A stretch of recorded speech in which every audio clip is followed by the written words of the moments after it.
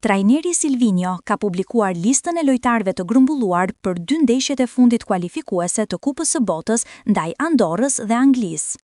Tekniku Kuqëzi ka përzgjedhur 25 futbollistë, ku në port nuk ka ndryshime nga e kaluara me Starkoshën ndaj Sinanin dhe Simonin. Në mbrojtje rikthehet Ardian Ismaili, ndërsa Klisman Çake do të jetë sërish pjesë e kuqezinjve. Në prapavi janë edhe emra si Elseid Hysaj, Ivan Balliu, Mario Mitaj, Naser Ali, Berat Gjemshiti dhe Arlinda Jeti. Mundësi zgjedhje edhe në mesfush, ku janë ftuar lojtarë si Ramadani, Shehu, Aslani, Berisha, Laçi, Pajaziti dhe Bajrami. Në sulm nuk ftohet sërish Anis Mehmeti, ndërsa rikthehet Indrit Tuçi. Pjesë e listës janë edhe Arber Hoxha, Yasir Hasani, Armando Broja, Myrto Uzunini, Rej Manaj dhe Mirlind Daku. Grumbullimi i kombetares nis të hënën më 10 nëntor në Barcelonë, ku kuqezinjët do të përgatiten për ndeshjen ndaj Andorrës, e cila do të luhet më 13 nëntor.